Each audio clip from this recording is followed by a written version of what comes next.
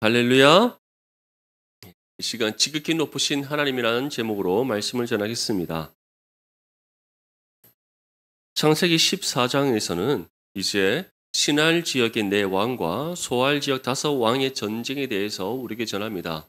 이 두 지역 간의 전쟁은 결국 새롭게 부상한 소알 지역의 5왕들이 신할 지역의 네 왕들을 섬기지 않음으로써 일어나게 되었습니다. 그런데 이것이 정치적인 상황에서는 그러한 일일지 모르나 하나님 편에서는 어떠한 일입니까? 바로 죄악된 소알 지역을 향한 하나님의 심판이었다는 것을 우리가 알 수 있습니다. 롯은 이 신할 지역과 소알 지역의 전쟁이 일어날지 전혀 생각하지 못했습니다. 그가 눈에 보기에는 이 소알 지역은 여호와의 동산 같고 애국 같았습니다. 다시 말해 그 땅에만 가면 내가 지금보다 더 많은 부귀와 영화를 누릴 수 있어. 내가 그 땅에만 가면 더 많은 것을 내가 얻을 수 있어. 그러한 욕심으로 그가 이 소알 지역을 선택했던 겁니다. 하지만 하나님께서 이 소알 지역을 향한 평가는 무엇이었습니까? 창세기 13장 13절 말씀에 나오듯이 소돔 사람은 여호와 앞에 악하며 큰 죄인이었다. 소알 지역에 도착했던 롯은 그 지역 중에서도 하나님 보시기에 가장 악하고 큰 죄인이라는 평가를 받는 소돔 땅에 머무르게 됩니다. 결국 하나님께서 이 신할 지역과 소알 지역의 전쟁을 일어나게 하신 이유가 무엇이겠습니까? 롯으로 하여금 다시 돌아오게 하시기 위해서였습니다. 롯아, 네가 아브라함의 품을 떠나 선택한 그 소알 지역, 그중에서 그 소돔 땅은 악한 땅이, 큰 죄인이 있는 땅이. 내가 그 땅을 향한 심판을 통해서 너에게 하나의 뜻을 전하고자 한다. 다시 너의 걸음을 돌이켜 약속의 땅 가나안으로 와. 바로 그 메시지를 주고 계시는 겁니다.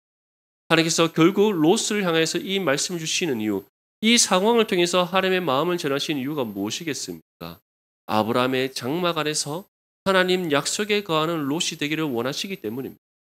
사랑하는 성도 여러분, 우리의 삶의 모든 인생의 걸음 속에서 우연히 일어나는 일은 아무것도 없습니다. 하나님 편에서는 우연이 나는 없습니다. 왜 그렇습니까? 역사의 주관자 되시는 하나님이시고 우리의 모든 인생의 걸음을 계획하시고 그 뜻을 따라 이끄시는 하나님이시기 때문에 좀 믿습니다. 결국 우리가 예기치 못한 시험과 환난과 고난을 겪을 때 우리는 무엇을 돌아봐야 됩니까? 나의 삶이 주의 뜻대로 바르게 살아가고 있는지, 내가 하나님과 바른 신앙의 관계를 이루며 살아가고 있는지, 내가 정말 주님께서 내게 주신 말씀의 뜻을 따라 한 걸음 한 걸음 내딛으며 살아가고 있는지 돌아봐야 하는 겁니다.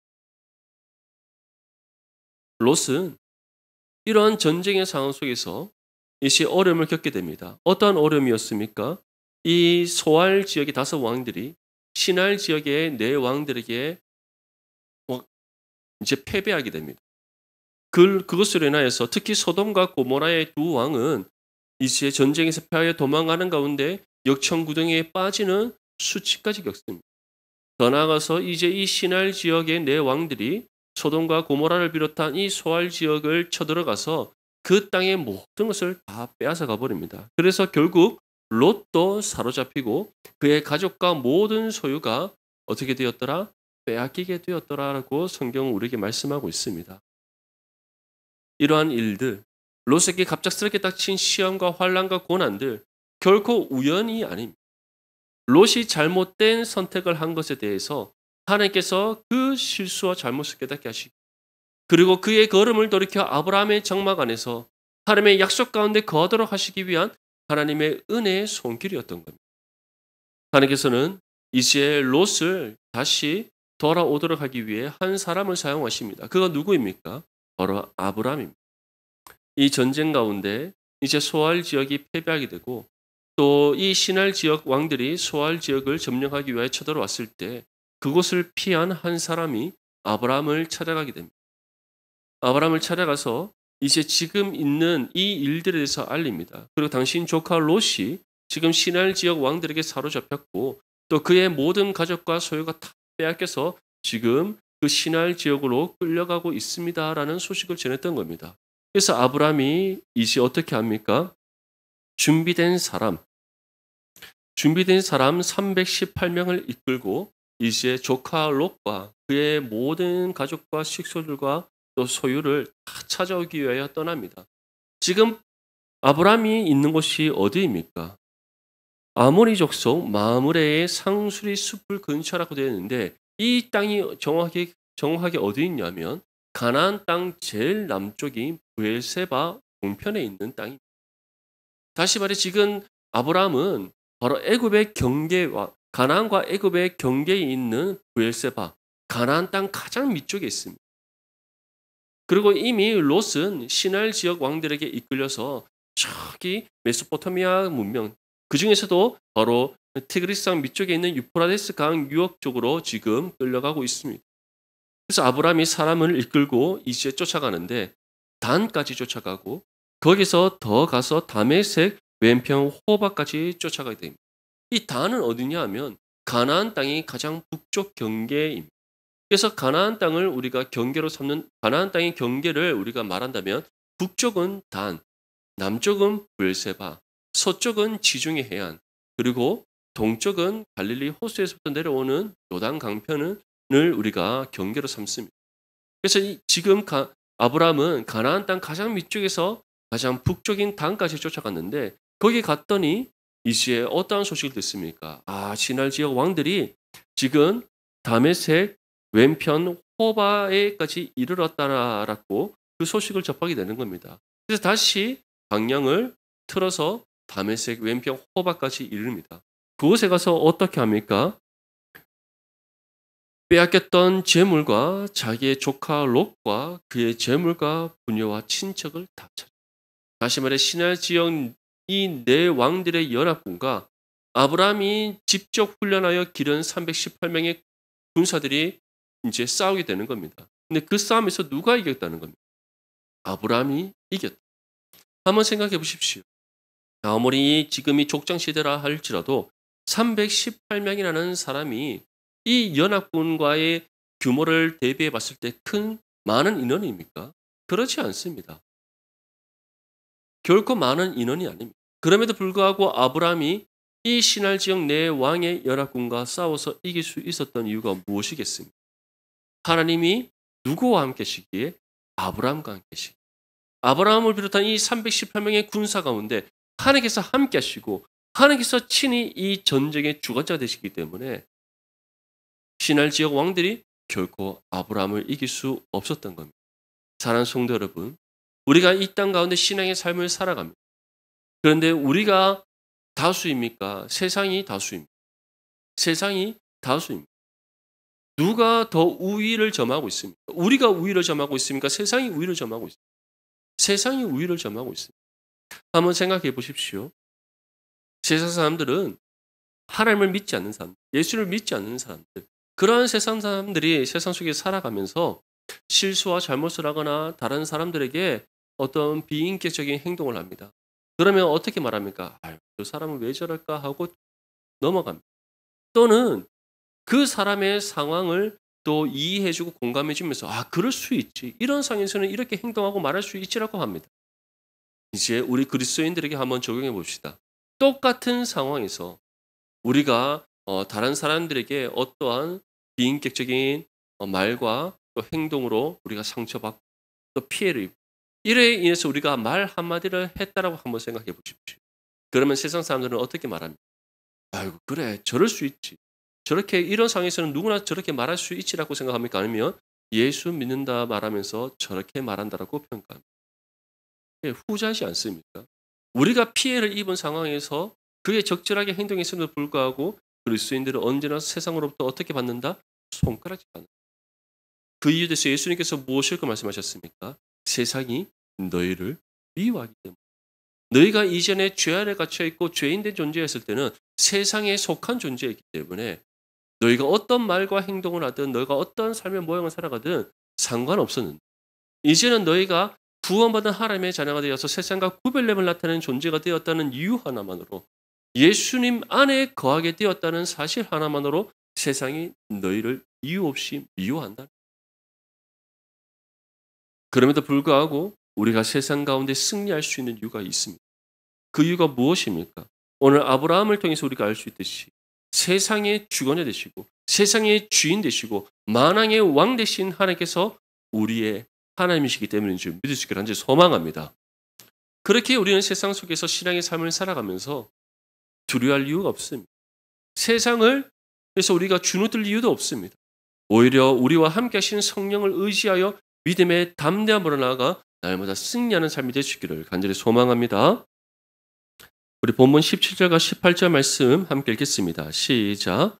아브라함이 그돌라 오멜과 그와 함께한 왕들을 처부수고 돌아올 때에 소돔 왕이 사회의 골짜기 곧 왕의 골짜기로 나와 그를 영접하였고 살렘 왕 멜기세덱이 떡과 포도주를 가지고 나왔으니 그는 지극히 높으신 하나님의 제사장이었더라. 아멘. 아브라함은 정말 이 부엘세바에서부터 다메섹 왼편 호바까지 긴 거리를 단숨에 달려가서 조카 롯과 그의 모든 가족과 시솔과 그가 빼앗겼던 모든 재물까지 다 찾아옵니다. 하나님께서 아브라함을 통해서 롯에게 이 은혜를 베풀어 주신 이유가 있습니다. 이제 롯에게 이와 같은 뜻을 전하시는 겁니다. 롯아, 이처럼 너가 아브라함과 함께할 때, 아브라함의 장막 안에서 하나님의 약속 안에 거할 때 하나님께서 내가 아브라함을 통해 너에게 이와 같은 은혜와 복을 줄 것이다. 그러니 저 악하고 죄악된 소돔에서 떠나 어디로 와라? 약속의 땅 가나안. 이 뜻을 지금 전하고 있는 겁니다. 이제 이러한 은혜 가운데 아브라함과 함께 롯과 그의 모든 가족과 식솔들이 이시에 다시 돌아오게 됩니다. 그때 소돔 왕이 사회 골짜기, 곧 왕의 골짜기로 나와서 그를 영접하였다라고 말씀하고 있습니다. 이 사회 골짜기 또는 왕의 골짜기라고 하는 곳은 어디 있는가? 바로 예루살렘 남동쪽으로 약 400m 정도 떨어져 있는 곳에 있는 골짜기입니다. 이 사회 골짜기에서 이 시에 소돔 왕이 영접을 하였고 또 살렘 왕 멜기세덱이 떡과 포도주를 가지고 나와서 지금 아브라함을 맞이하고 있습니다. 여기서 살렘이란 곳은 바로 예루살렘의 옛 이름입니다.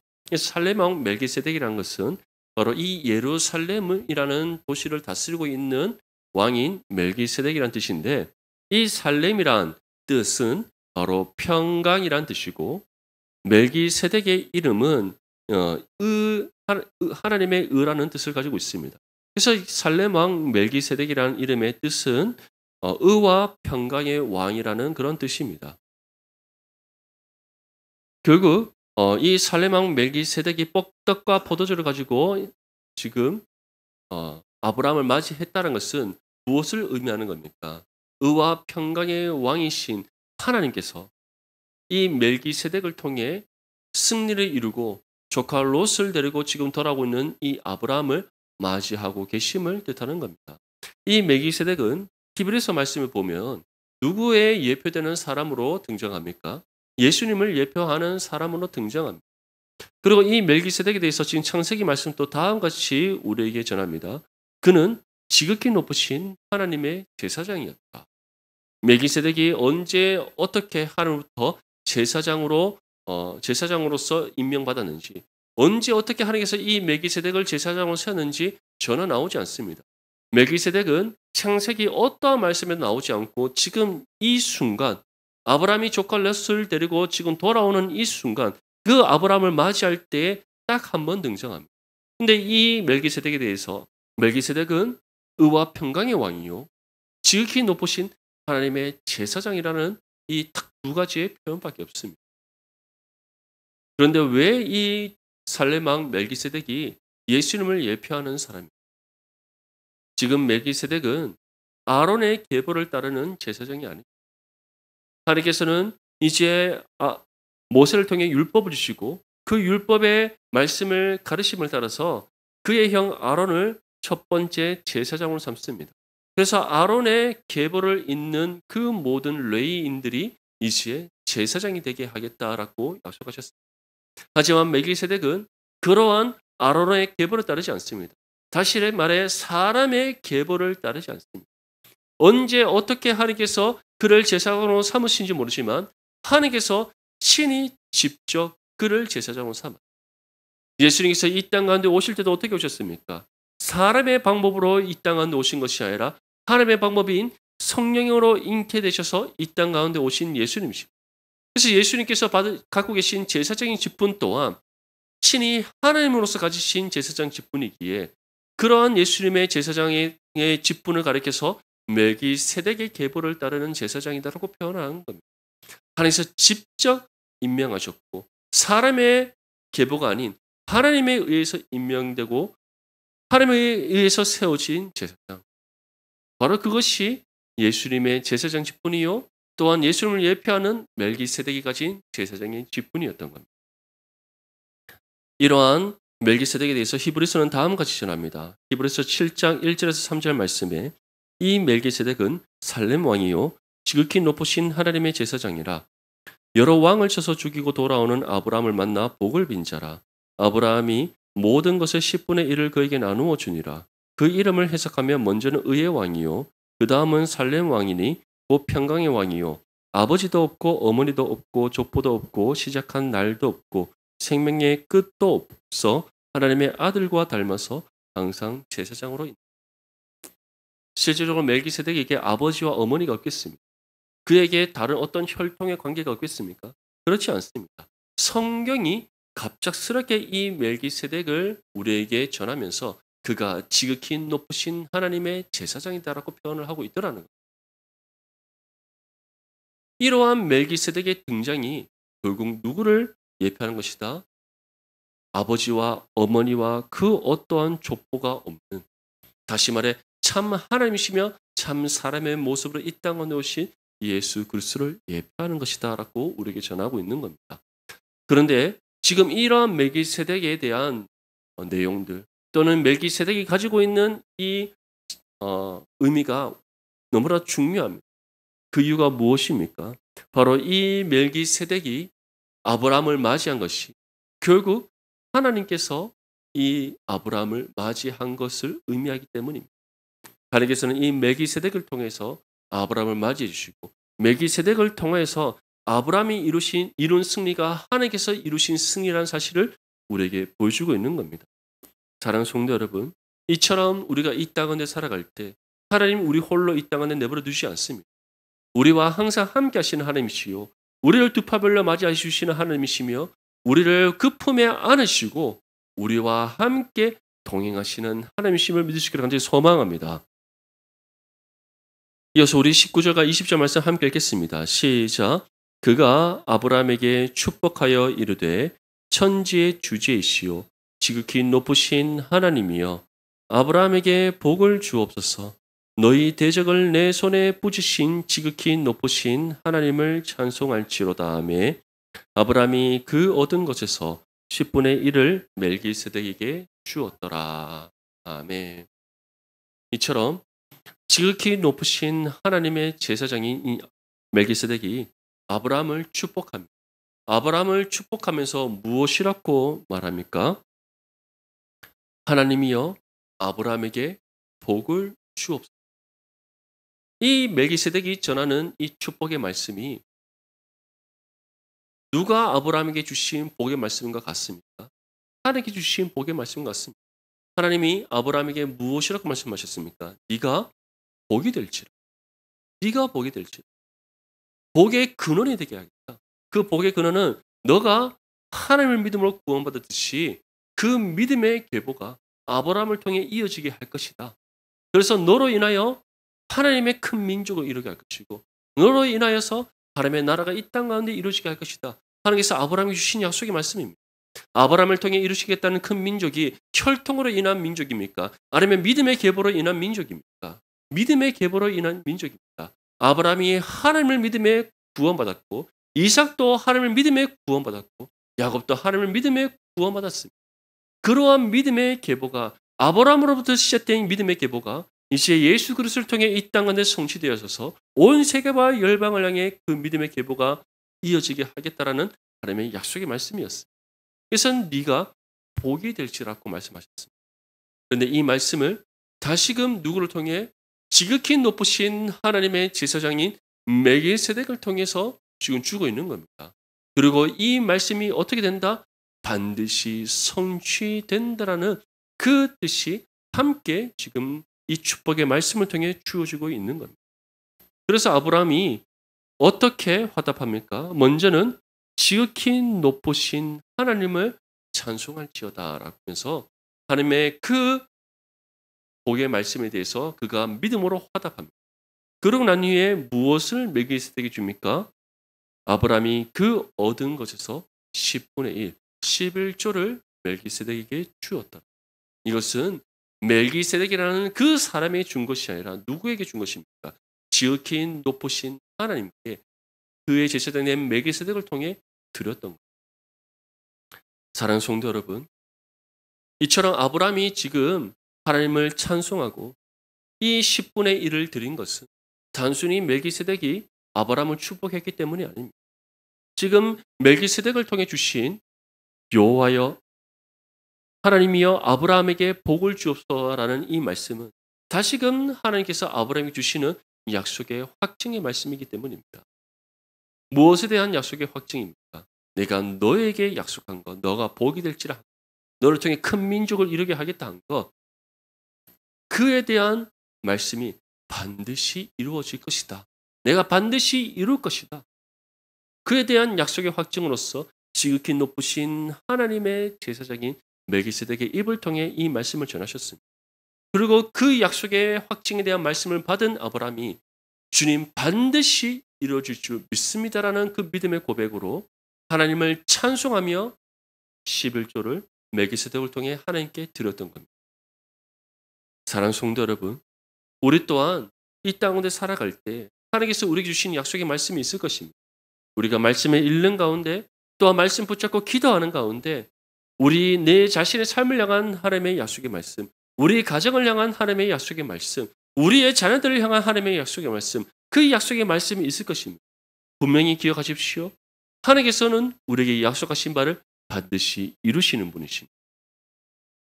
그 사실을 기억하면서 언제나 하나님께서 우리에게 주실 약속의 말씀이 임을 받은 것으로 또한 반드시 이루어질 것이라는 그 믿음의 확신 가운데 하나님께 감사와 영광과 찬송을 올려드리는 저와 여러분들의 삶이 되시길 간절히 소망합니다. 또한 11조도 마찬가지입니다. 11조는 두 가지의 의미가 있습니다. 첫 번째는 나의 모든 소유가 하나님의 것이라는 신앙의 고백입니다. 나의 건강, 나의 가정, 나의 직장, 나의 물질, 나의 삶의 모든 것, 내 것이 아닌 하나님의 것이다. 그 믿음의 고백이 11조입니다. 두 번째는 나의 모든 것이 하나님의 은혜라는 신앙 고백입니다. 다시 말해 나에게 가진 모든 것이 하나님의 것이 뿐만 아니라 그 모든 것을 내게 주신 그 은혜, 그것이 바로 하나님의 은혜요. 그렇기 때문에 모든 것이 하나님의 것이라는 신앙의 고백입니다. 하나님께서 우리에게 은혜 주시지 않는다면 내가 건강을 가질 수 있습니까? 건강한 육신의 몸을 입고 살아갈 수 있습니까? 하나님께서 내게 은혜 주시지 않는다면 내가 이 땅 가운데서 직장과 가정과 모든 삶의 영역 속에서 내가 살아갈 수 있겠습니까? 아닙니다. 하나님께서는 우리에게 은혜를 주셨기에 내가 지금 호흡하며 건강한 육신의 몸을 입고 살아갈 수 있는 것이요. 하나님께서 내게 은혜를 주셨기에 내가 이와 같은 아름다운 믿음의 가정을 이루며 살아갈 수 있는 것이요. 하나님께서 내게 은혜 주셨기에 우리의 자녀들이 건강하게 살아갈 수 있는 것이요. 또한 하나님께서 내게 은혜 주셨기에 이 아름다운 신앙 공동체 안에서 신앙생활을 함께 이뤄갈 수 있는 것이요. 하나님께서 내게 은혜 주셨기에 내가 직장을 가지고 또한 사업터를 가지고 일용할 양식을 얻으며 살아갈 수가 있는 겁니다. 이처럼 11조는 모든 것이 하나님의 은혜요. 모든 것이 하나님의 것이라는 신앙의 고백. 아브라함은 그 믿음의 고백을 멜기세덱을 통해 주시는 약속의 확증의 말씀 가운데 그가 이 11조의 고백을 통해 드리고 있는 겁니다. 사랑하는 성도 여러분, 우리 또한 아브라함처럼 하나님의 약속의 말씀 굳게 붙잡고 먼저는 이 약속의 말씀이 반드시 이루어질 것이라는 그 믿음의 고백으로 하나님을 온전히 찬송하는 믿음의 삶이 되시길 간절히 소망합니다. 또한 나의 모든 소유가 하나님의 것이요. 나의 모든 삶이 하나님의 은혜 가운데 살아가고 있음을 우리가 정말 날마다 고백하며 나아가는 저와 여러분들의 삶이 되시길 간절히 소망합니다. 이런 가운데 이제 아브라함을 맞이했던 또 다른 한 사람인 소돔 왕이 아브라함에게 다음과 같이 제시합니다. 21절 말씀을 보면 소돔 왕이 아브라함에게 이르되 사람은 내게 보내고 물품은 네가 가지라라고 말합니다.